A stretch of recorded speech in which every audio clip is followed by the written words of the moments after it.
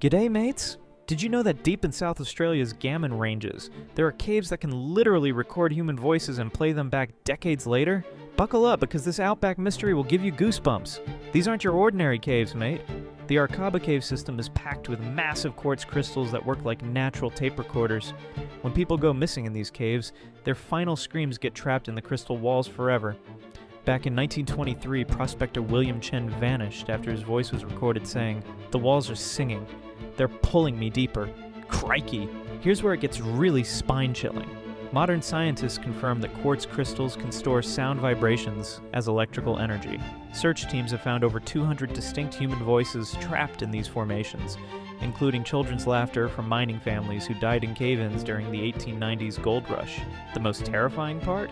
When rescue teams find human remains in crystal chambers, their own voices start echoing from the walls months later. The caves never stop recording, mates!